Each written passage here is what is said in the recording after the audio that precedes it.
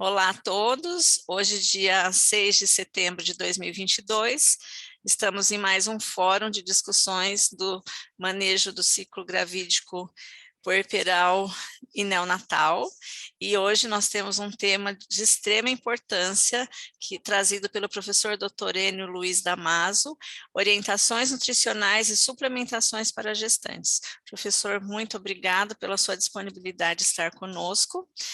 Hoje também estamos com a nossa mediadora e matriciadora, doutora Rossana Francisco. Doutor Enio, a palavra é sua, tenha uma boa aula. Boa tarde a todas e a todos. Obrigado, Adriana, pelo convite e pela introdução. Eu queria agradecer também o convite de estar aqui. Eu vou começar compartilhando minha aula e falar um pouquinho mais para vocês.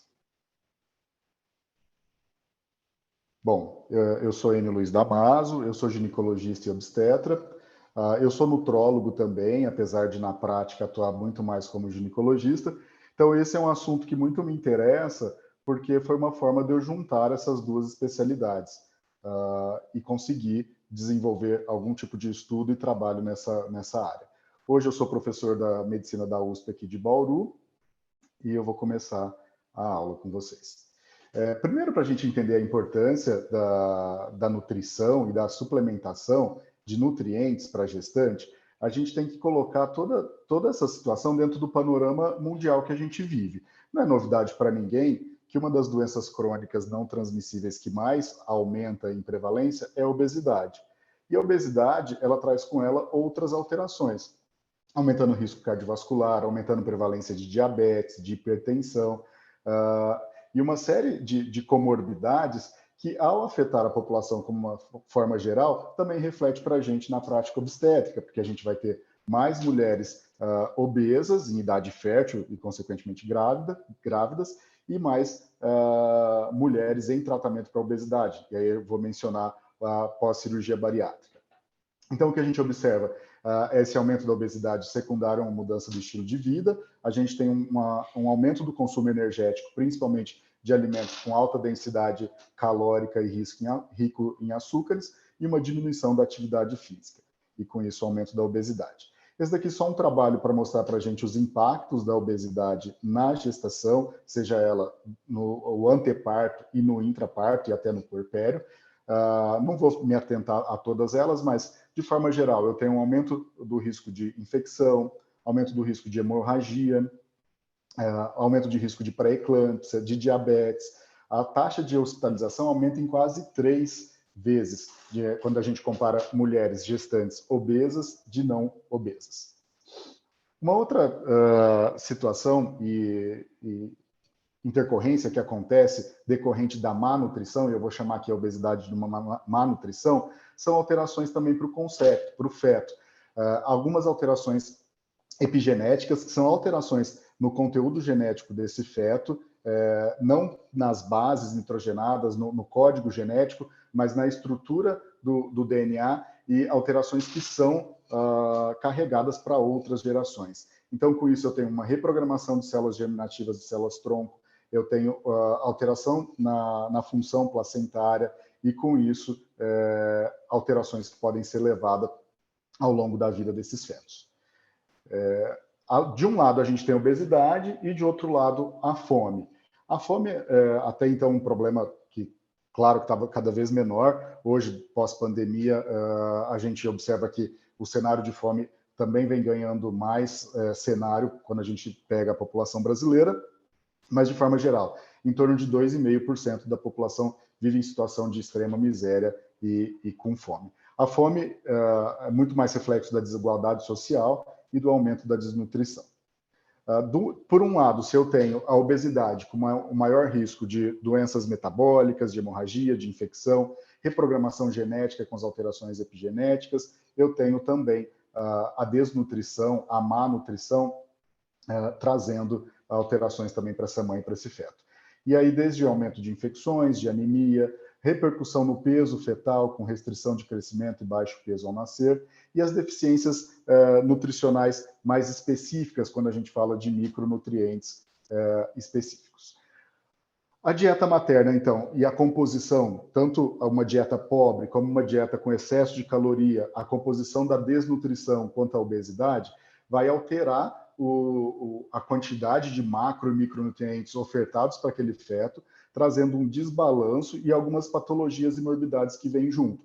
Então, a gente mencionou algumas metabólicas de maior prevalência, como o diabetes e a hipertensão. E lembrando dessas alterações epigenéticas no feto e com consequência para o recém-nascido, levando a um maior risco dessa prole ser obesa, hipertensa, com doença cardiovascular. Então, vendo a importância de se estudar a questão nutricional e a suplementação dentro do processo e do ciclo gravídico puerperal, eu vou trazer para vocês algumas ferramentas e algumas orientações de conduta que a gente tem nesse tema. Então, de que é importante se atentar para o estado nutricional da gestante, ninguém tem dúvida, e a literatura está cheia de trabalho aí mostrando as morbidades associadas quando a gente tem uma desnutrição. A avaliação nutricional, dentro de uma consulta, ela vai na anamnese e no exame físico. Na anamnese, é importante a gente questionar algumas morbidades associadas, se usa medicamentos, o histórico alimentar, a presença de distúrbios alimentares, se já fez algum tratamento para obesidade, a importância dos tratamentos cirúrgicos, como a pós-bariátrica. O profissional da área da nutrição, seja o nutricionista, o nutrólogo, vai se valer de algumas outras ferramentas, como os indicadores dietéticos, mas que para nós, profissionais da saúde, de forma geral, fica um pouco mais longe do nosso dia a dia, mas aí eu posso citar questionário de frequência alimentar, registro alimentar das últimas 24 horas. É importante determinar a idade gestacional corretamente, isso sem sombra de dúvida, para a gestação como um todo, não só quando a gente está falando da questão nutricional. A avaliação do estado nutricional na gestante, ele acaba ficando restrito ao IMC, o índice de massa corporal, que é uma relação do peso dividido pela altura ao quadrado. Algumas outras formas de avaliar a composição corporal, por exemplo, a mais comum aí é a bioimpedância, ela acaba ficando limitada pelas próprias alterações fisiológicas da gestação. Alguns exames laboratoriais, então a gente já tem os exames que são rotina do pré-natal de baixo risco, a gente vai acrescentar conforme a comorbidade e se a gente tiver alguma indicação ou suspeita de deficiência nutricional, alguns exames podem nos ajudar também. Quando a gente calcula o IMC dessa gestante, é importante que a gente não tenha ele só durante a gestação. Se a gente conhecer ele nos últimos 2 meses antes da gravidez, ou mais precoce possível no primeiro trimestre, a gente consegue classificar essa gestante fora do período da gestação e acompanhar como que vai se comportar esse IMC ao longo da gestação. Se ele segue uma curva de normalidade, se ele está tendo um desvio para mais ou para menos, e a gente consegue intervir na orientação ao longo do pré-natal. A classificação de IMC antes da gestação é conhecida de todos, aí é a que a gente leva em consideração a OMS, ponderando que o diagnóstico de obesidade é o IMC acima de 30. Mas aqui tem um outro gráfico, que é usado pelo Ministério da Saúde também, a grande maioria das carteirinhas de pré-natal traz esse gráfico também, que a gente consegue classificar nutricionalmente em baixo peso, peso adequado, sobrepeso ou obesidade, de acordo com a idade gestacional. E assim seguir a linha de ascensão desse peso.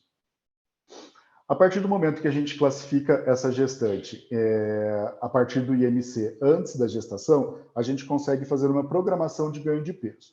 A primeira informação que a gente tem na gestação não é o momento de perder peso. A mulher, mesmo aquela obesa e mesmo em obesidade de grau 3, o IMC acima de 40, a gente vai ter uma orientação mínima de ganho de peso, porque eu vou ter um crescimento do feto, crescimento do útero, aumento do volume plasmático. Então, todas as alterações que acontecem em qualquer gestante. Então, é esperado que o mínimo de peso na balança ali eu vou observar. Esse quadradinho é de fácil acesso, só digitar no Google a gente consegue achar qual que é a recomendação pelo Ministério da Saúde. Eu brinco com os meus alunos e residentes. Muitas vezes isso é cobrado em prova, então eu acho que precisa memorizar, mas para a gente, no dia a dia, eu mesmo acabo tendo essa tabela junto comigo para orientar o ganho de peso. A gente tem um ganho de peso total no primeiro trimestre, que vai variar de acordo com o IMC pré-gestacional. depois um ganho de peso semanal no segundo e no terceiro, e depois um ganho de peso total durante a gestação. Por que é importante a gente se atentar a isso? Porque se a gente está seguindo uma paciente obesa, a gente já vai ter várias intercorrências que vêm da obesidade. Mas se em cima dessa obesidade eu tenho um ganho de peso excessivo, essas morbidades vão ser cada vez multiplicadas. Então, a gente ter um ganho de peso total na gestação também é importante para a gente prevenir algumas intercorrências. E agora vamos falar um pouquinho como que a gente conduz essa questão nutricional e de suplementação. Então, a gente viu qual que é a importância de estudar essa questão na gestação, como avaliar essa mulher, perguntar o que ela come e fazer a medida antropométrica, e agora como que a gente orienta. Claro que eu trouxe aqui uma prescrição dietética um pouco mais específica, que também vai ficar a cargo do profissional da nutrição.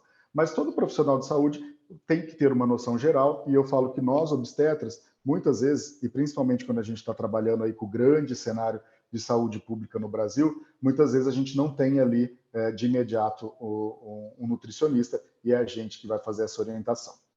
Então aqui o cálculo de... a primeira coisa que a gente faz em qualquer prescrição dietética é calcular quanto de calorias eu vou dar para esse indivíduo, no caso aqui a gente está falando da gestante. A partir do momento da quantidade de calorias, qual que é a distribuição em relação aos macronutrientes. E depois a gente estuda por menores os micronutrientes. Dependendo da fonte que vocês forem pesquisar, eu tenho recomendações diversas aí. Aqui eu trouxe duas, que é o RDA, que é de 89, que é uma recomendação americana, que foi atualizada pelas DRIs em 2005, e tem essa atualização da quantidade de energia. Mas se a gente for em outra fonte, sempre vai ficar rodeando dentro do mesmo valor. O que a DRI agora, que é a recomendação atual dos Estados Unidos, fala? Que no primeiro trimestre eu não deveria acrescentar em nada, o cálculo é baseado na fórmula que você usou para mulheres não grávidas. No segundo trimestre eu acrescentaria 350 quilocalorias dias, e no terceiro 450. E esse próprio cálculo que é feito no primeiro trimestre, eu tenho várias formas de chegar nele. Eu tenho fórmulas de bolso, 25 quilocalorias por quilo. Eu tenho equações que se baseiam em idade, peso, estatura. Então, nem sempre esse valor vai ser tão exato. E também a gente vai perceber que, na prática, não é esse valor exato que vai ser o mais importante, mas acompanhar essa mulher e modificar a questão dietética conforme eu detecto qualquer alteração. Lembrar, como eu já falei, que gestação não é o momento de perder peso, também não é o momento de fazer restrição calórica, porque a restrição calórica, mesmo em obesas, aumenta o risco de alterações no crescimento fetal. Depois que a gente calcula o valor energético total, então eu tive a fórmula, calculei quanto que eu vou dar para aquela gestante, acrescento se ela estiver no segundo ou no terceiro trimestre, agora eu vou dividir entre os macronutrientes. São 3 os principais macronutrientes aí, os carboidratos, as proteínas e os lipídios. De forma geral, a gente vai orientar uma dieta balanceada, onde eu tenho em torno de 45% de carboidrato, 15%, 20% de proteína e 40% de lipídios. Se a gente, isso é a distribuição ao longo do dia. Claro que nenhum alimento é puramente carboidrato, puramente proteína, mas a gente tem as principais fontes, carboidrato. O arroz, a farinha branca, as massas, o pão, as proteínas, as carnes, ovos, leites e derivados, e os lipídios aí distribuídos ao longo dos alimentos, e aí os óleos, azeites, queijos mais gordurosos, a gente tem vários exemplos aí. Quando a gente está falando em macronutrientes, é muito comum a gente ter uma dieta pobre em proteína. Até porque no começo da aula eu falei que nosso estilo de vida cada vez traz a gente num consumo de alimentos mais ultraprocessados e com densidade energética. E é através de gordura e de carboidrato. Mas as proteínas são as moléculas, substâncias responsáveis pela formação de novos tecidos. São responsáveis pela estrutura do organismo e para aquele feto em formação. Então, eu também não posso fazer uma restrição proteica. A orientação mínima é que eu tenha pelo menos 1,1 gramas de proteína por quilo dia. Para nós que não somos nutricionistas, nem nutrólogos, nem profissionais da área da nutrição, a gente pode trazer essas orientações de uma forma mais prática.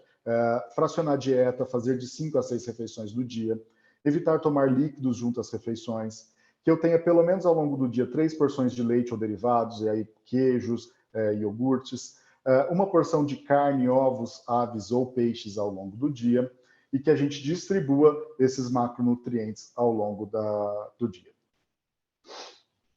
Quando a gente fala de nutrição, a gente tem que pensar também em suplementação. Não é novidade para ninguém que a orientação aí de que toda gestante deveria tomar ou ser suplementada com ácido fólico e sulfato ferroso.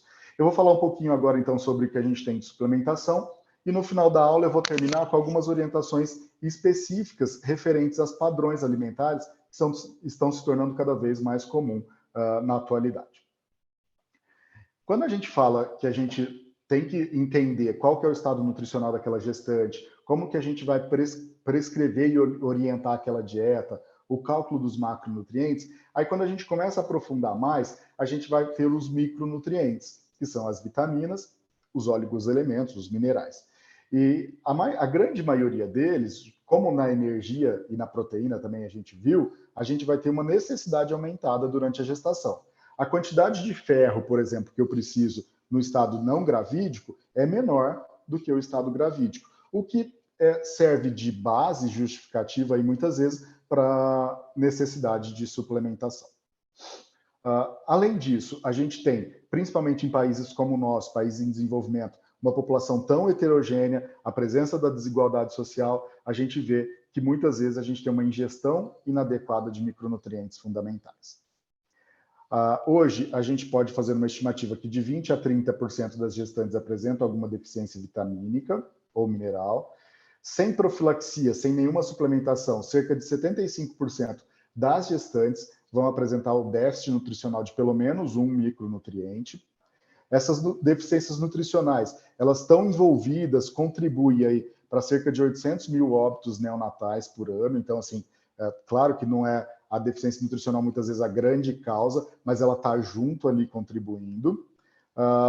Algumas morbidades perinatais associadas à deficiência nutricional. O óbito perinatal, alteração de crescimento com pequenos para a idade gestacional, a prematuridade, a malformação, e aí a gente vai falar um pouquinho de defeito de fechamento do tubo neural, que é a deficiência nutricional uma das mais estudadas hoje quando a gente fala de gestação. Algumas morbidades maternas, como anemia, hipertensão e a ruptura prematura de membranas amnióticas. E agora eu vou falar pormenores de alguns dos nutrientes, os mais importantes aí, ou os mais estudados. Começar com o ácido fólico, já antecipo que a gente vai recomendar que toda gestante faça a suplementação de ácido fólico, é uma recomendação universal. O ácido fólico é a vitamina B9, que na natureza está na formato de folato, e o sintético é o ácido fólico. Desde 2017, a gente tem uma recomendação da Anvisa de que a farinha de trigo seja enriquecida pela vitamina B9, pelo ácido fólico, o que diminuiu a deficiência nutricional na população, mas mesmo assim a gente ainda precisa suplementar. E a título de curiosidade, o tanto que a gente precisaria diariamente é em torno de 600 microgramas dias. Então, hoje, as fontes de vitamina B9 são as farinhas brancas, porque as farinhas de trigo estão enriquecidas, e principalmente aí vegetais de folhas escuras e as vísceras, por exemplo, como o fígado. Claro que a gente tem ácido fólico em vários outros alimentos, mas as principais fontes.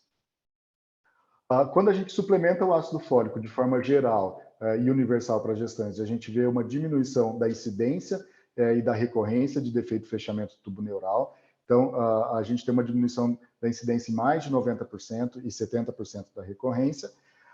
A dose sugerida é que seja feito 400 microgramas dias pré-concepção, pelo menos 2, 3 meses antes de engravidar, para que no momento da organogênese e do fechamento do tubo neural, essa mulher tenha quantidades suficientes de ácido fólico, e principalmente no primeiro trimestre. Quando a gente tem mulheres de alto risco, eu vou pôr a paciente bariátrica, o uso de anticonvulsivantes e outras situações que já diminuem o ácido fólico, alguns autores sugerem 800 microgramas e outros 5 miligramas. Não é recomendado dosar de rotina ácido fólico, então a suplementação a gente já falou que é universal. E apesar da gente conhecer a importância ali do pré-concepcional e no primeiro trimestre para os defeitos de fechamento do tubo neural, há uma recomendação de que a gente mantenha até o final da gestação, principalmente aí ajudando o ferro na prevenção de anemia. Então, só para recapitular e resumir, na população geral, 400 microgramas por dia, risco para defeito de fechamento do tubo neural ou para deficiência de ácido fólico de 800 a 5 miligramas. Aí vem antecedente de defeito de fechamento do tubo neural, obesidade, diabetes mellitus, uso de anticonvulsivantes, as gestações múltiplas e anemia hemolítica. A suplementação em excesso está associada com baixo peso ao nascer e a longo prazo até com algumas neoplasias, mas alguns estudos ainda controversos. O ácido fólico é totalmente um capítulo totalmente à parte. Assim, a gente poderia ficar falando aqui horas sobre a questão do uso do metilfolato, do ácido fólico, do risco do excesso, da relação com o autismo, que já não tem muito embasamento na literatura, mas não é muito o foco da nossa aula aqui. Além do ácido fólico, outro oligoelemento que que outro micronutriente que tem uma recomendação de suplementação universal também é o ferro. A quantidade de ferro recomendado para gestante é em torno de 27 a 30 miligramas por dia, enquanto a não gestante é em torno de 18. Então é realmente bem diferente, muito maior o tanto que a gente precisa. De forma geral, a gente consegue só 15 a 20 miligramas de ferro na alimentação. E aí, desde aquelas inúmeras questões, o difícil acesso a alguns alimentos ricos, alguns padrões alimentares por escolha da própria gestante, como a gente não vai ter tanto ferro proveniente da dieta, a gente precisa suplementar. Os principais alimentos fontes são carne, frango, frutos do mar e lentilhas, e hoje a gente tem uma estimativa de que em torno de 30% das gestantes desenvolvem anemia. A deficiência do ferro traz complicações maternas e perinatais também. As maternas, aumentando o risco de prematuridade, de transfusões, de anemia pós-parto, de mortalidade materna geral e principalmente por hemorragia. As complicações perinatais, com aumento do risco da prematuridade, do baixo peso ao nascer e de mortalidade de uma forma geral também.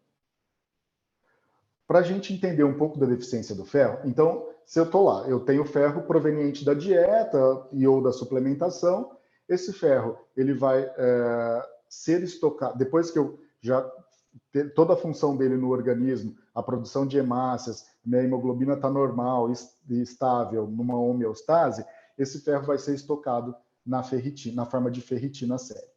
A ferritina é uma proteína também de fase aguda de inflamação, então isso é um outro ponto que a gente precisa estar atento, mas ela vai representar aí o estoque de ferro. Como o ferro, depois de ser utilizado em todo o processo do organismo, vai ficar estocado, quando a gente precisa de ferro, o primeiro lugar que a gente tira é da ferritina. Então, hoje, o principal exame laboratorial para a gente identificar a deficiência de ferro é a ferritina, porque a ferritina baixa é a primeira alteração que a gente vai ter da deficiência de ferro. Se a gente se basear só na anemia, na hemoglobina, a hemoglobina, primeiro o ferro, eu perdi estoque de ferro, perdi estoque de ferro, a quantidade de ferro sérico, até chegar na hemoglobina. Então, essa deficiência está se arrastando já por um tempo. A gente não tem valores diferentes de ferritina para gestante, e a grande maioria dos autores acreditam que é necessário um valor mínimo de 30 microgramas por litro para eu considerar uma ferritina normal. Esse fluxograma é um fluxograma de orientação da profilaxia da anemia, mas quando a gente tem a possibilidade de fazer a ferritina. Hoje, de forma geral, se a gente pegar o caderno de atenção básica de pré-natal, a gente tem a recomendação de fazer hemograma. Não tem ali dosar ferritina. E nem sempre é muito disponível quando a gente está falando em atenção primária, porque muitas vezes a gente vai encarecer essa investigação. Mas vamos supor que a gente tivesse isso disponível. Eu faço o hemograma no pré-natal. Se a mulher não tem anemia, HB maior que 11, e essa ferritina não é disponível, eu vou fazer a suplementação universal com 30 a 60 miligramas de ferro dia. Eu estou aqui no cantinho à direita. Se ela não tem anemia e eu consigo dosar a ferritina, eu posso aprimorar um pouco mais esse suplemento, dependendo do valor da ferritina. Uma ferritina maior que 70, eu tenho um risco de hemocromatose, então eu não vou suplementar o ferro. Uma ferritina entre 30 e 70 está normal, então eu vou manter o suplemento universal com 30 a 60. Mas, apesar de não anêmica, com HB maior que 11 e ferritina menor que 30, eu já aumento a suplementação do ferro. Se a gente fosse se basear apenas no HB, a gente só faria essa suplementação quando eu tivesse uma queda de HB. Mas a gente viu aqui no slide anterior que a alteração mais precoce é da ferritina. Então, nesse caso, a gente já poderia aumentar a quantidade de ferro que a gente suplementaria. Só a animação aqui mostrando a suplementação. Então, o ferro ele está ligado principalmente à hematopoiese, a anemia trazendo todas as outras morbidades relacionadas a ela. Então, de forma geral, toda gestante deveria receber a suplementação de ferro diariamente, porque a gente viu que a quantidade que a gente precisa é maior do que a gente recebe na dieta e, por isso, a necessidade de suplementar. Então, os dois principais são esses. Eu vou passar por alguns outros que têm interesse da literatura, mas de uma forma mais rápida. O cálcio, a quantidade de cálcio por dia é a mesma na gestante e não gestante. Os principais fontes são leite, derivados, enlatados, peixe, brócolis, tofu, mas não é raro a população não ter uma ingesta de cálcio suficiente. E aí eu vou destacar duas, vamos dizer, padrões alimentares, o vegetarianismo, o veganismo, no caso, né? E pessoas com intolerância à lactose. Ele é importante para a manutenção da integridade óssea da mãe, auxilia o desenvolvimento do esqueleto fetal, a produção de leite materno. E quando suplementado, diminui a incidência de hipertensão arterial gestacional e pré-eclâmpsia. Parto pré-termo também e mortalidade neonatal.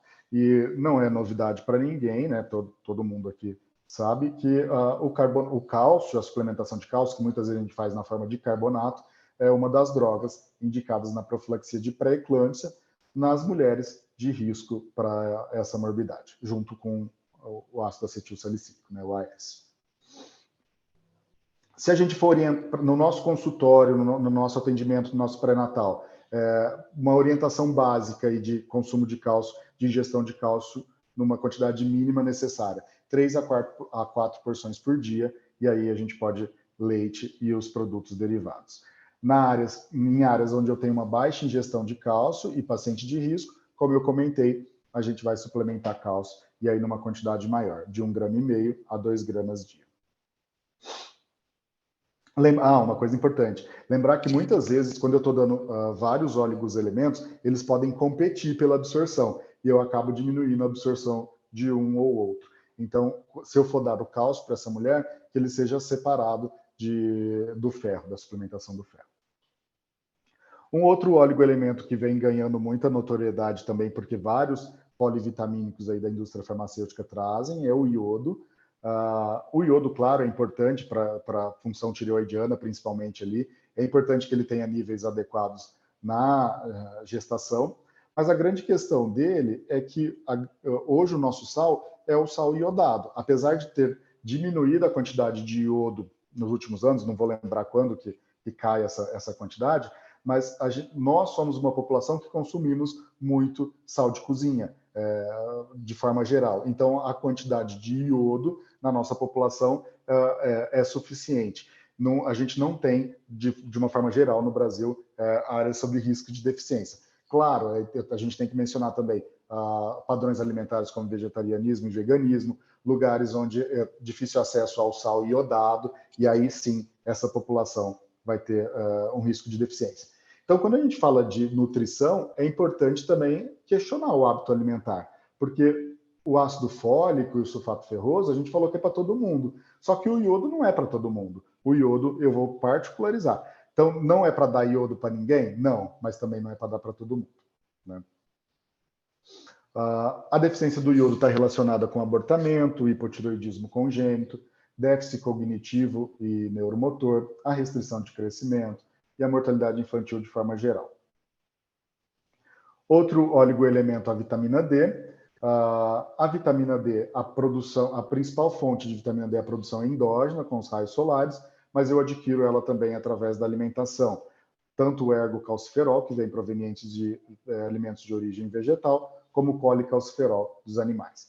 A deficiência está relacionada com doenças do metabolismo ósseo, perda muscular, maior risco de pré-eclâmpsia, alteração de crescimento fetal, diabetes gestacional. Então, também não é de se entender que a vitamina D é uma vitamina, é um oligoelemento, é um micronutriente importante de estar em níveis normais durante a gestação e lactação. E por isso a gente tem uma recomendação, principalmente aí da Sociedade Brasileira de Endócrino e na Sociedade Brasileira de Nutrologia, de que todas as gestantes e lactantes tivessem sua vitamina D dosada. Essas sociedades, esses protocolos, eles elaboram uma série de fatores de risco para a deficiência de vitamina D e orienta que seja dosada nessa população. E quando dosado, que o valor esteja entre 30 e 60. Na população de baixo risco, a gente não deveria dosar, mas se caso fosse dosado, aceita-se até 20 nanogramas por ml. Então, traduzindo esse slide, essa tabela. Gestantes e lactantes, dosa vitamina D. Se tiver menor que 30, eu tenho que tratar. Aí eu não vou falar de suplemento, eu vou falar de tratamento. A quantidade diária aí de vitamina D por dia é de em torno de 400 a 600 unidades por dia, e algumas sociedades vão defender que você deveria dar no mínimo 600 unidades para todas as gestantes por dia, e a população de alto risco aumentar para 1.500 e 2.000. E se caso identificasse uma deficiência, aí o tratamento. 5.000 unidades por semana, distribuído ao longo do dia por 6 a 8 semanas. Além da vitamina D, aí eu vou falar sobre micronutrientes, aí, o ômega 3, os ácidos graxos poliinsaturados aqui, da família do ômega 3. Os três principais aí, o ácido alfa-linoleico, o eicosapentaenoico e o docosahexaenoico. Vou falar as siglas aí, o EPA e o DHA. O ácido alfa-linoleico, ele é um ácido graxo essencial, eu preciso comer ele, eu preciso adquirir através da alimentação, eu não produzo ele, e a principal função dele é a produção de energia, e ele é usado como substrato para transformação no EPA e no DHA.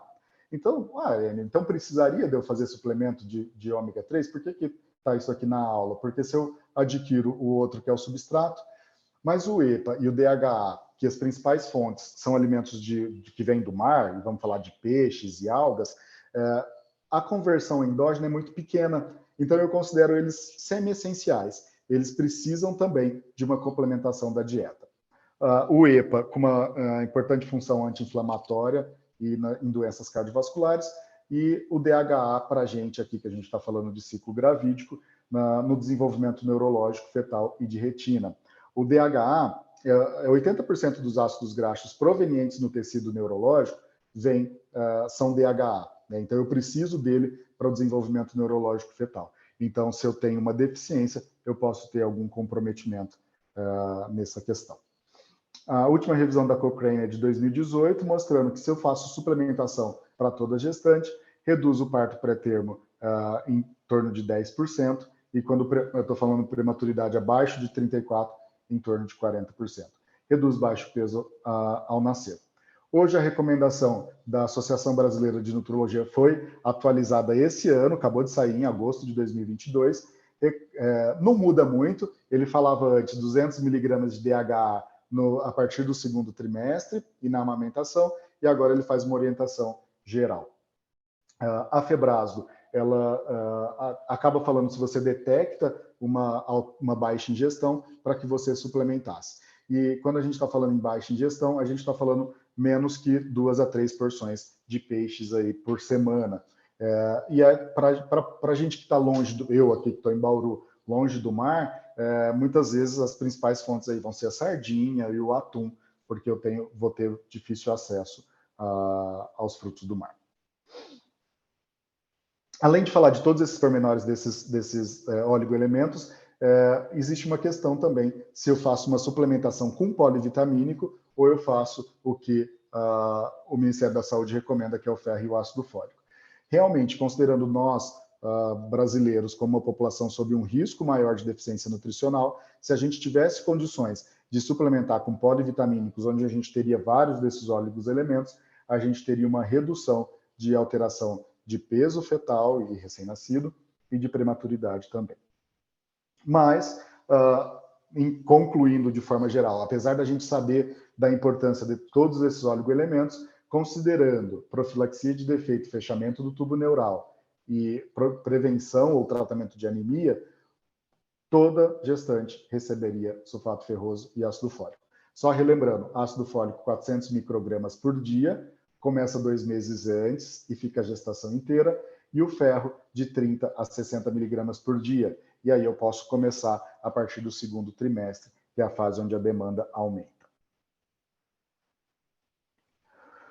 Então eu falei um pouquinho sobre a importância da gente estudar nutrição, sobre o problema das desnutrições, aí, o excesso energético com a obesidade e a deficiência energética com a má nutrição, como isso afeta os desfechos obstétricos e perinatais, como que a gente pode orientar essa mulher no ganho de peso adequado, como ela faz a alimentação, qual é a quantidade de alimento que ela precisa. E, claro, se a gente tiver um nutricionista do nosso lado ali, principalmente para ter um olhar individualizado para aquela mulher que está sob maior risco, seria importante.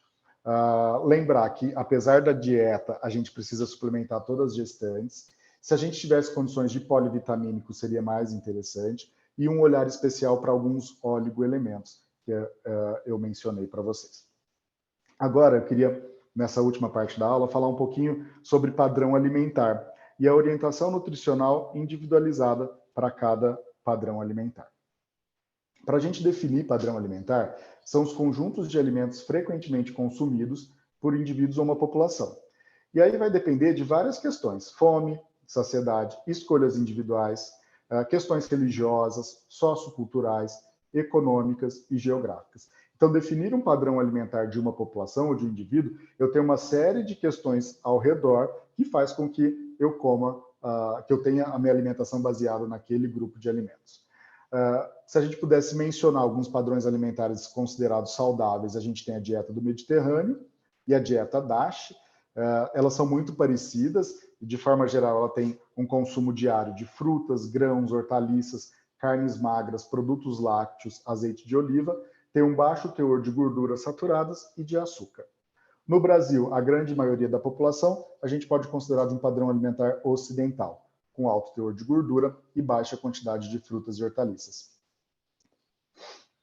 Para a gente recomendar uma alimentação saudável para nossas gestantes. Então, eu falei um pouquinho nos primeiros slides agora, mas tem essa publicação do Ministério da Saúde também, que está bem legal, e eu fiz um resuminho aqui das principais recomendações que dá para a gente fazer, mesmo a gente não sendo nutricionista. Então, a primeira é consumo diário de feijão e leguminosas, são fontes de proteínas, fibras e ferro. Evitar o consumo de bebidas adoçadas, sucos, colocar refrigerante, colocar açúcar no café. Evitar o consumo de ultraprocessados, e aí vamos falar dos embutidos, doces, guloseimas, bolachas, são alimentos ricos em gorduras, açúcares e sódio. Uma forma fácil da gente identificar um ultraprocessado, você pega a embalagem do que você está comendo. Se tem mais de 5 ingredientes, provavelmente não, aquele alimento é um ultraprocessado, né? Então, cada vez mais a gente basear a nossa alimentação em alimentos com mínimo de processamento. Então, o arroz, o feijão, a fruta, a verdura, que muitas vezes são alimentos in natura ali. Consumo diário de legumes e verduras, fontes de vitaminas, minerais, fibras e antioxidantes. Consumo diário de frutas e comer em ambiente apropriado. Então, fazer da refeição um momento do seu dia. Não comer dirigindo, não comer assistindo televisão, para que você possa pensar e fazer uma alimentação consciente. Algumas orientações adicionais, que a gente, para quem tiver condições, e vai ser mais baseado também no paladar, que pudesse incluir vísceras na sua alimentação, pelo menos uma vez por semana, e aí o fígado é o mais consumido, mais comum. São fontes de ferro e de vitamina A. Os peixes, como eu mencionei, sardinha, salmão, fontes de ômega 3, 2 a 3 vezes por semana. Uma ingestão segura de cafeína e evitar o álcool. Falando dos padrões alimentares que são mais prevalentes aí, fugindo um pouquinho do tradicional, vou falar um pouquinho sobre jejum intermitente e as dietas low carb e o vegetarianismo. O jejum intermitente são protocolos, podemos chamar assim de protocolos, onde eu intercalo período de jejum com períodos de alimentação. E aí eu tenho variados protocolos que vão desde até um dia inteiro em jejum. A definição de low carb é toda vez que menos de 40% do que eu consumo no dia vem de fontes de carboidratos. E que no total do dia eu consumo de 50 a 100 gramas de carboidrato.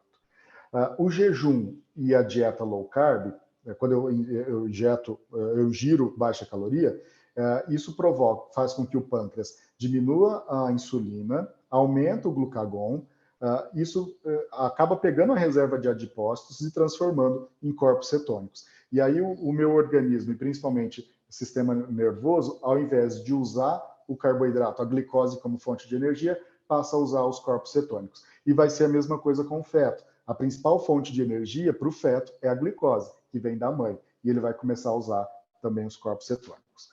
Alguns efeitos colaterais aí dessas dietas com baixo carboidrato ou jejum: constipação intestinal, deficiência nutricional, porque eu não estou comendo muita alimentação, então eu não vou conseguir fazer uma dieta rica em vários micronutrientes, hipoglicemia, aumento do LDL e cefaleia. Tem pouco estudo sobre esses padrões alimentares e a gestação, mas de forma geral, quanto de carboidrato eu preciso comer por dia, o mínimo para não fazer cetose. Em mulheres não grávidas, na população não grávida, eu preciso abaixar para 50 gramas dias para eu começar a fazer essa cetose.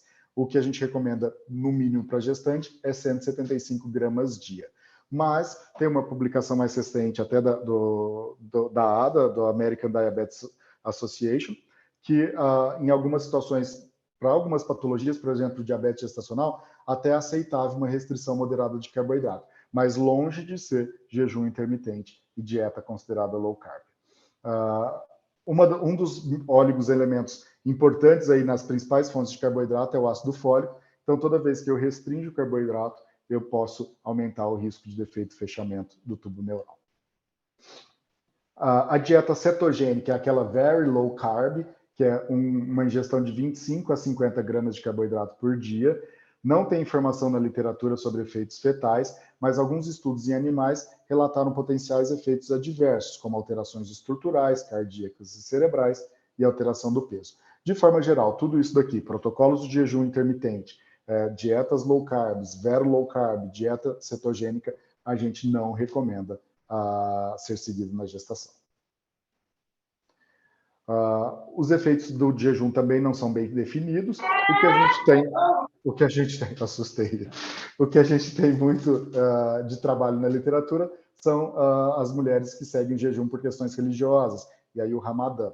E alguns trabalhos mostrando que posso ter alterações epigenéticas permanentes com a reprogramação fetal e algumas consequências adversas na vida adulta. Aí eu trago essa revisão aqui, que é uma revisão do efeito do Ramadã, do jejum, né? Não do Ramadã, né? O efeito do jejum, que é realizado no Ramadã por questões religiosas, na gestação. Essa revisão trouxe 22 estudos, com um número grande de gestações, 31.374 gravidezes, onde quase 20 mil, 19 mil foram expostas ao jejum. O resto foi grupo controle. Nenhum dos estudos trouxe o dado sobre mortalidade perinatal, mas não houve diferença na prematuridade, no parto pré-termo, não houve diferença no peso ao nascer, no baixo peso ao nascer, e a única alteração que essa revisão sistemática detectou foi uma diferença no peso placentário, que era menor em mulheres que faziam jejum. Então, de forma geral, parece que o jejum praticado nesse período e o jejum nessas condições traz poucas intercorrências ali durante a gestação.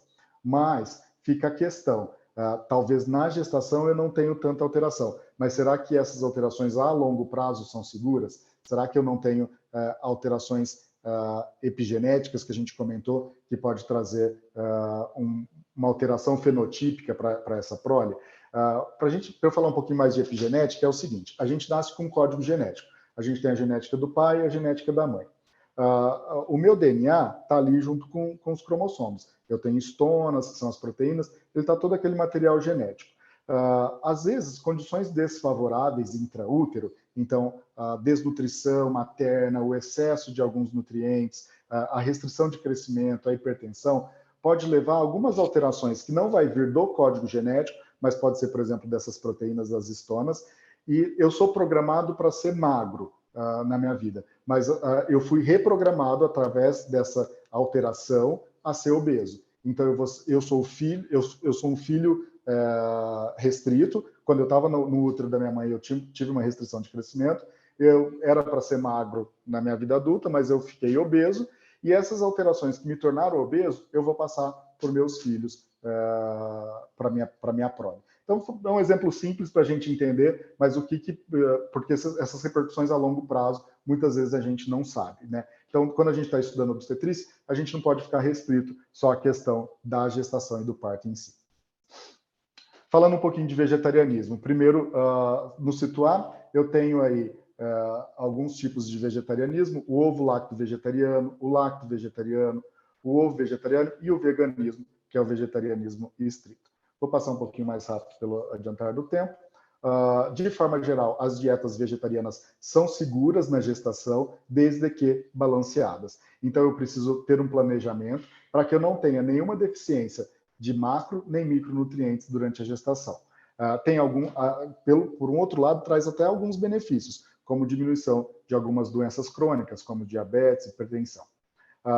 Uma recomendação dietética diária para o vegetarianismo, para a gente conseguir esse equilíbrio: vegetais de folhas escuras, outras vegetais e frutas, feijão, soja, leguminosas, grãos integrais, oleaginosas. E se essa mulher ela incluir ovos e derivados do leite, também que a gente inclua esses alimentos na refeição. As principais deficiências da dieta vegetariana: vitamina B12, vitamina D, cálcio, ferro e os ácidos graxos essenciais. E aí eu fazer um atendimento individualizado para aquela mulher. Vejo qual que é o risco sobre qual risco ela está de deficiência, se eu tiver como investigar através de exame laboratorial ou já partir para a suplementação. Além desses outros, falar do macronutriente, a proteína. Quando a gente fala de vegetariano, a gente acaba pensando na questão da proteína. Mas muitas vezes a quantidade de proteína desse padrão dietético eu consigo atingir. O que eu tenho mais é a preocupação com aqueles micronutrientes. Então, de forma geral, quando a gente fala em padrão alimentar, independente do padrão alimentar que aquela mulher segue, orientar hábitos nutricionais saudáveis, que foram aqueles que a gente passou, buscar atingir as recomendações energéticas em todas as mulheres, não fazer restrição calórica, que a gente tenha um balanço adequado de macronutrientes, carboidratos, proteínas e lipídios, e da grande gama de micronutrientes. Se houver necessidade, vou suplementar. Não recomendamos jejum intermitente, nem dietas com restrição de carboidratos. As dietas vegetarianas veganas podem ser seguras e até benéficas, mas desde que sejam bem balanceadas. Era isso que eu queria trazer para vocês.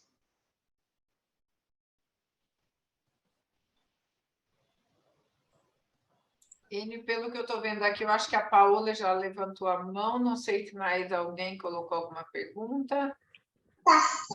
Paola, quer falar? Quero sim, obrigada. Obrigada, doutora.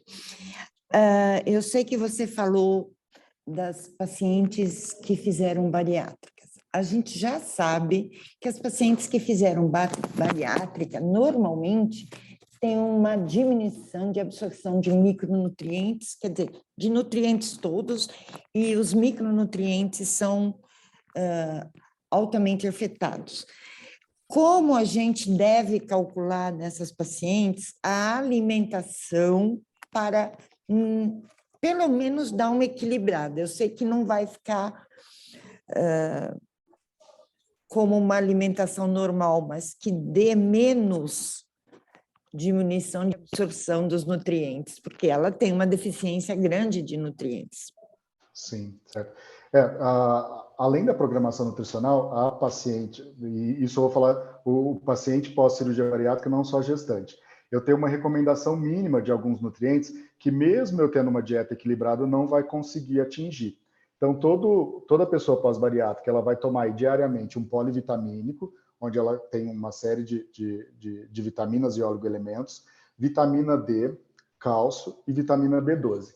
Essas 4 suplementações ele vai fazer para sempre, pós-bariátrica, e durante a gestação também. Então, a gestante, a gente faz o polivitamínico, aí a gente pode usar um próprio da gestação, a gente aumenta a vitamina D desse polivitamínico com a suplementação de vitamina D, o cálcio, e aí no caso do cálcio a gente não faz o carbonato, faz o citrato de cálcio, porque a absorção é melhor, e a vitamina B12 de preferência injetável, porque a absorção dela está comprometida, principalmente se eu tenho uma cirurgia bariátrica que reduziu o estômago. E na gestação a gente acrescenta ferro e ácido fólico também, né? Além do que já tem no polivitamínico, a gente traz o ferro e o ácido fólico. Agora, falando da programação alimentar especificamente, o nutricionista e o nutrólogo, ele vai fazer a mesma questão do cálculo do valor energético, da quantidade de proteína, carboidratos e lipídios, vai depender idade da paciente, peso, estatura, só que a gente vai ter algumas particularidades. O fracionamento da dieta vai ter que ser maior, porque a quantidade de comida que aquele estômago vai suportar vai ser menor. Essa alimentação sempre vai ter que ser rica em proteína, porque se ela tiver uma grande quantidade de carboidrato, com uma absorção rápida, pode ter o efeito dumping, né? Então, pós-cirurgia bariátrica, se eu como muito açúcar, se eu como um doce e eu não tenho uma proteína adequada ali, eu acabo tendo esse efeito dumping, que eu posso ter náusea, vômito, até desmaio com hipoglicemia rebote.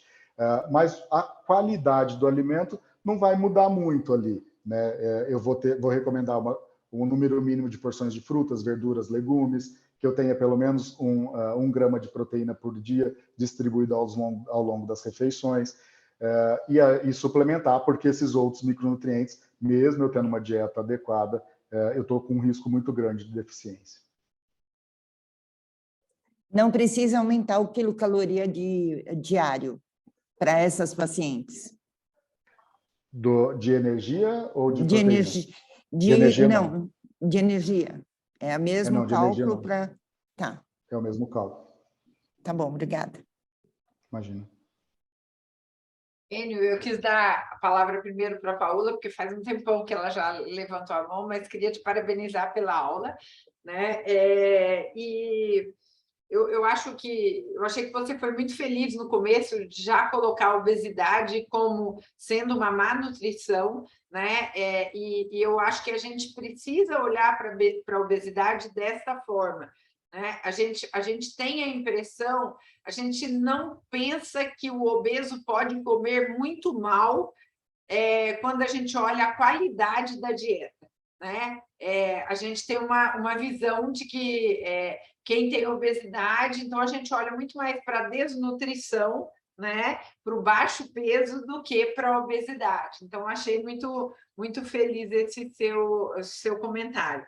Sei que você também trabalha bastante com diabetes, né? E acho importante a gente falar sempre da distribuição da dieta, né? Então, tem ali 45, 50 de carboidrato.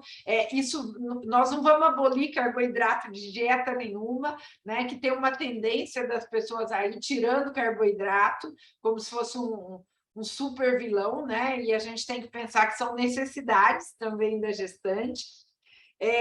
Mas para mim, assim, o maior desafio que eu acho é quando a gente olha para os micronutrientes, né? Porque os micronutrientes, e aí nós estamos falando de todos eles, né? O que acontece?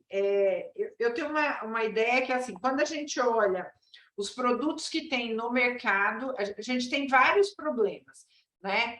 Então, a gente tem produtos que têm uma quantidade que é insuficiente, porque eu acho que é importante todo mundo saber, né, que se entra como suplemento alimentar, ele não passa por vários pontos na liberação ou quando entra como medicamento, é diferente para a indústria.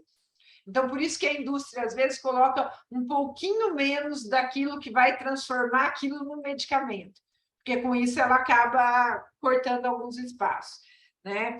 E a pergunta é assim, vários polivitamínicos são um tudão, né? E é um tudão que eu não sei se atende o que a gente precisa. Então, como é que você vê assim, o nosso desafio no sistema público, né, para a gente pensar um pouco mais nas questões dos micronutrientes. Certo. Obrigado, professora. E realmente, assim, participo de alguns grupos de nutrólogo, do pessoal que acompanhou comigo. Tem várias pessoas que atendem gestante, eles têm tabelas e tabelas comparando cada polivitamínico. E realmente, as diferenças acabam sendo pequenas, mas não concordam. Você não consegue achar a mesma quantidade dos vários micronutrientes naquela questão. Eu acho que se a gente pensar em sistema público de saúde, eu escolheria um polivitamínico que tivesse a quantidade mínima de ácido fólico e de ferro ali por dia. Mas quando eu extrapolo um pouco para a saúde suplementar e para os pacientes de consultório, eu me convenci da necessidade do ômega 3. Eu acho a justificativa de que nossa população é uma população que come pouco, de que é importante eu ter uma quantidade de DHA por dia, então eu preferiria usar polivitamínico que tem um ômega 3. Só que esse micronutriente encarece, então eu não sei se seria factível a gente levar ele para o SUS. Então eu acho que, assim, quando a gente falar de saúde pública, se a gente conseguisse pelo menos reunir as principais micronutrientes com uma quantidade adequada de ácido fólico e de ferro, eu acho que seria interessante. Mas eu falo isso muito mais como opinião pessoal e de quem trabalha e olha a todo momento, do que realmente pensando na capacidade de oferecer isso. Mas se tivesse condições de que a gente tivesse o ômega 3 também nesse polivitamínico. Se você ganhasse um dinheiro para a gente investir nisso, você jogaria no ômega 3. Está fechado, eu acho. Eu pegaria um polivitamínico com ferro e ácido fólico na quantidade adequada, mas que tivesse ômega 3 também. E a gente mudou no nosso protocolo, que a gente acabou de lançar aqui no HC, para olhar para a ferritina, né? E não olhar só para o HB/HT.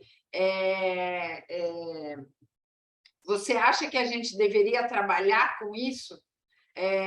Por exemplo, na rede de atenção e tudo, e começar a pensar e olhar para a ferritina também? Tem algum estudo que mostra nível de corte a partir do qual a gente deveria, por exemplo, uma correlação de HB com ferritina? Tem alguma coisa disso ou não tem? Professora, a grande maioria das recomendações que eu vi, não vou conseguir te citar, porque eu realmente não lembro de um trabalho dessa correlação. Mas o valor de corte de 30, na grande maioria dos estudos que eu li. Eu acho que se a gente conseguisse isso para nível de saúde pública, seria interessante. A gente teria a prevenção de vários casos de anemia, porque a gente conseguiria detectar antes de chegar nessa alteração. Agora, o que eu também não sei dizer é se, do ponto de vista econômico, teria vantagem em instituir a ferritina já como exame de rastreio para a deficiência do ferro, né? São dois serviços aí que eu trabalhei mais. Aqui em Bauru a gente está começando muito, então a gente não tem protocolos ainda, mas em Ribeirão nosso protocolo era só hemograma mesmo, né? Não incluía ferritina. A gente mudou isso nessa versão do protocolo que saiu agora, sabe, Enio? Até então a gente trabalhava com HB/HT mesmo, mas a gente acha que vale a pena estar olhando para a ferritina, porque você passa de uma ação que é de tratamento para uma ação de prevenção. Isso. E qual foi o valor do protocolo? A gente acabou usando 30 mesmo. 30, né? 30 mesmo. Tá? Então, eu acho que são esses detalhes que a gente tem que estar olhando. Mais alguém, gente, quer fazer alguma pergunta, Adriana? Eu quero só dizer, professor, que eu fiquei encantada, eu ficaria aqui ouvindo você falar, e eu quero só falar da importância da sua fala para o trabalho em rede dessa gestante, né? O quanto oportunizar a informação adequada para essa mulher desde o início lá da gestação, e como ela entender o que ela precisa não só ingerir, mas quando os suplementos forem indicados, o porquê que ela está fazendo a ingestão disso. Que a gente entende que as questões sociais, culturais, muitas econômicas, né, que restringem as dietas, o acesso aos suplementos, mas também as questões biológicas, né, do sobrepeso pré-gestacional, né, daquela gravidez não programada ou não desejada, o quanto a sua fala de importância da informação, mas da singularidade. E quando você traz aí a importância multidisciplinar, né, dos profissionais estarem juntos, porque você é extremamente diferenciado, né, professor? Além de especialista em ginecologia e obstetrícia, você é nutrólogo, mas o quanto é importante a gente ter as nutricionistas do nosso lado, né? Porque, assim, nós somos muito especialistas, né? Então, especificamente, o quanto esses profissionais não são, eu não sei se o adjetivo correto seria esse, mas assim, eu diria que reconhecidas pela importância de estar inserida desde o início do pré-natal dessa mulher. Então, para mim, a questão do trabalho em rede ficou muito em ênfase, muito obrigada. Aí eu sei que tem muitos profissionais aqui que atuam aí transversalmente no cuidado à gestante, às puérperas, e aí pensando nos bebês, eu gostaria que vocês aproveitassem a oportunidade e trazer perguntas aí para o professor Enio. A Wanda perguntou, Adriana, se a ferritina baixa trata só com ferro oral. Acho que seria legal comentar também, sabe, Enio, as outras vias de administração de ferro, quando tem indicação de uma ou de outra. Tá, não, legal. De forma geral, na grande maioria dos casos, você consegue um tratamento com a via oral tranquilo, desde que essa mulher tenha o trato intestinal, gastrointestinal ali, sem nenhuma intercorrência. E aí eu vou mencionar de novo a mulher pós-cirurgia bariátrica. Talvez eu preciso mudar a via de oral para a via parenteral. Além da via oral, a gente tem o ferro endovenoso. De forma geral, quando a gente está falando em anemia e deficiência de ferro, tem algumas fórmulas, e eu não sei elas de cabeça, mas que você consegue jogar o seu HB que você tem, o HB que você quer, ou quanto de deficiência de ferro você tem, e você calcula e distribui ao longo das medicações. Claro que se eu der o ferro endovenoso, eu não vou precisar contar com o trato gastrointestinal para absorver. Então, eu aproveito todo aquele ferro. Então, eu tenho uma reposição do meu estoque de ferritina e de HB mais rápido. Então, isso vai depender muito de situações. Essa mulher é rígida, não teve nenhuma cirurgia gastrointestinal, então eu posso dar via oral. Eu preciso recuperar essa ferritina e esse HB num tempo mais rápido, porque está ali no final da gestação e ela está com HB muito baixo e eu preciso dele no parto, aí eu posso me valer do ferro endovenoso. E aí eu posso usar essas fórmulas, que é fácil de achar também, e eu calculo a quantidade que eu dou por dia. Só um fato interessante, que a via oral, ela tem um limite superior de absorção, então, que dá em torno de 120, de 240, se eu não me engano, ferro por dia. São 4 comprimidos ali de sulfato ferroso. Se eu der mais que isso, eu estou contribuindo muito pouco, porque o meu organismo não consegue absorver todo o ferro. Ele tem um limite de absorção diária ali por dia também.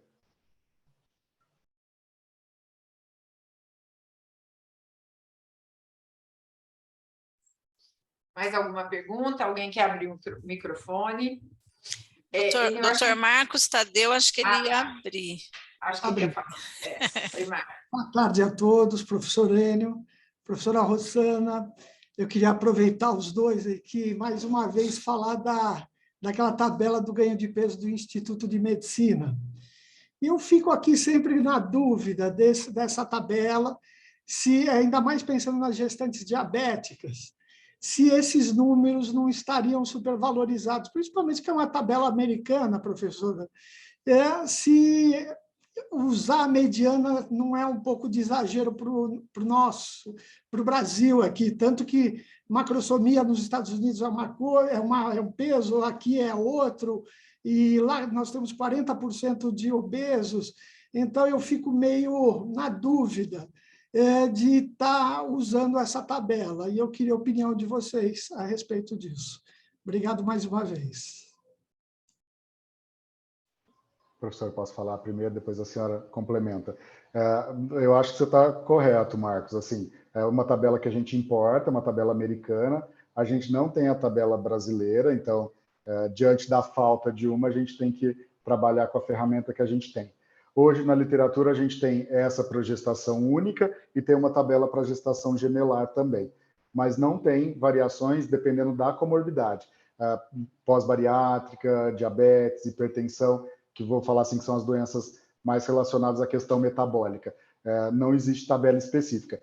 E eu concordo com você, assim, que talvez a gente não precisa ser tão restrito a números, mas mais a gente pode olhar com um olhar diferenciado para aquela gestante. Mas quando a gente está falando e com educação médica, com saúde pública, a gente não pode deixar muito solto, porque a gente precisa de números, né? A gente precisa de limites para tentar entender o que é normal, o que não. Então, assim, eu entendo toda a crítica em torno dessa tabela, concordo, mas eu não sei se a gente teria muita outra ferramenta para trabalhar, né? Gostaria de ouvir a opinião da professora Rosana também.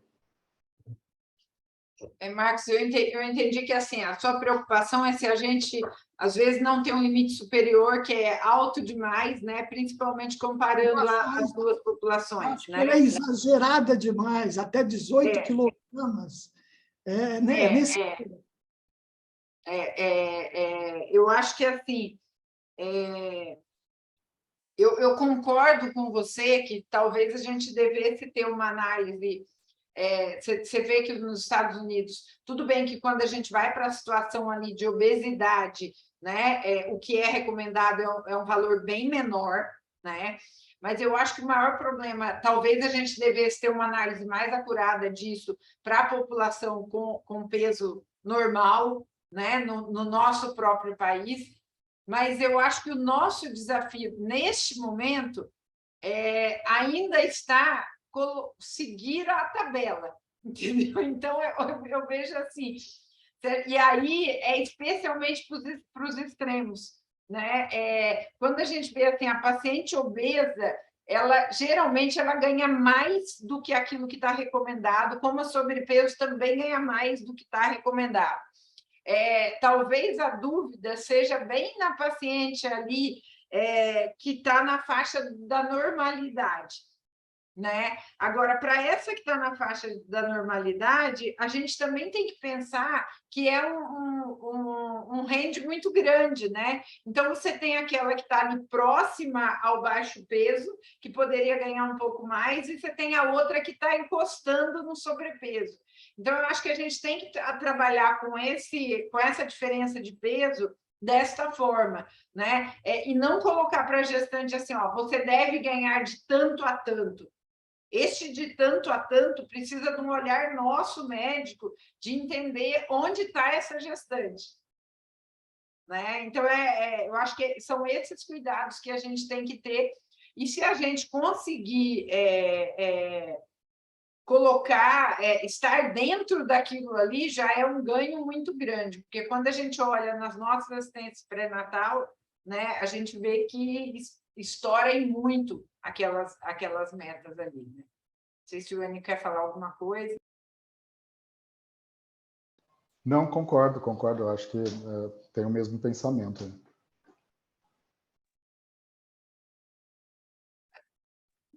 Obrigada. Professora Cláudia, do CHS, ela pergunta, em relação ao aleitamento materno, uma mãe que fez cirurgia bariátrica necessita de qual suplementação para amamentação? Poderia comentar sobre isso? Ela não, perdão, a Cláudia está identificada, mas quem perguntou foi a Eliette, fonoaudióloga de lá. Tá certo. O Eliette, se a gente vai falar de suplementação, então a gente está considerando que essa mulher não tem uma deficiência, né? Porque aí na deficiência a gente vai ter um olhar pormenorizado para aquele nutriente. Mas, como eu comentei, qualquer pessoa pós-cirurgia bariátrica, ela tem ali 4 elementos que a gente vai olhar. O polivitamínico, eu vou colocar ele como elemento, a vitamina D, o cálcio e a vitamina B12. Então, ele não vai deixar de fazer uso daquelas medicações. Durante a gestação, a gente chamou a atenção também de aumentar a quantidade de ácido fólico e de ferro, além do polivitamínico, trazer mais a suplementação. Agora, na amamentação, a gente mantém esse olhar para o ferro, porque a gente recomenda ainda que a gente tenha a suplementação de ferro ali nos 2 a 3 meses pós-parto, durante a amamentação.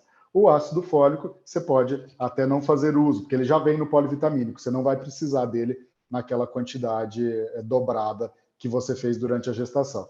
Então, a manutenção do polivitamínico, vitamina D, cálcio, B12 e o ferro aumentando esse polivitamínico.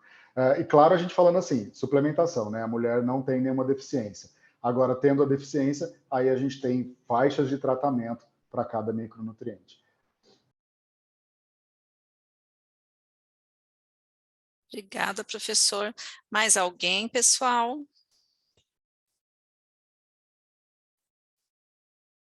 Meninas do Grupo Santa Joana, alguma dúvida? Andréia de Sorocaba.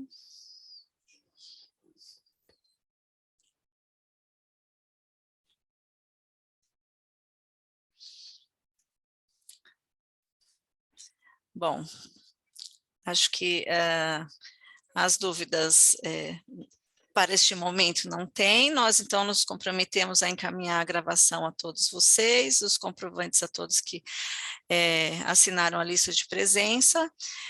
Então, eu vou agradecer em nome do Grupo de Enfrentamento à Morte Materna, Infantil e Fetal. Semana que vem estaremos com vocês aqui. Vou passar as considerações finais, primeiro para o doutor Enio e depois para a doutora Rossana. Dizer, professor, que foi um prazer imenso conhecê-lo e poder participar dessa aula esplêndida do senhor. Muito obrigada. Suas considerações, por favor.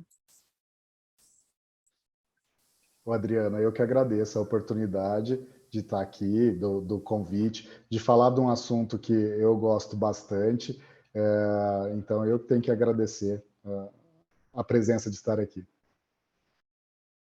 Muito obrigada, professor. Professora Rossana. Enio, um prazer te encontrar aqui. Para o pessoal aqui desse fórum, é sempre um prazer estar aqui com vocês. Eu andei ausente por algumas demandas aqui, também por umas férias longas, que eu tirei 30 dias de férias, depois de muita loucura, né? Agradecer a Adriana por continuar firme, né, nessa intenção de que a gente possa ter esse espaço de discussão, e a todos vocês. Enio, sua aula foi ótima, foi maravilhosa, eu acho que ajuda muito a todos, tá bom? Obrigada a todos. Prazer imenso e até a próxima terça. Muito obrigada. Tchau. Bom feriado amanhã. Tchau. Tchau.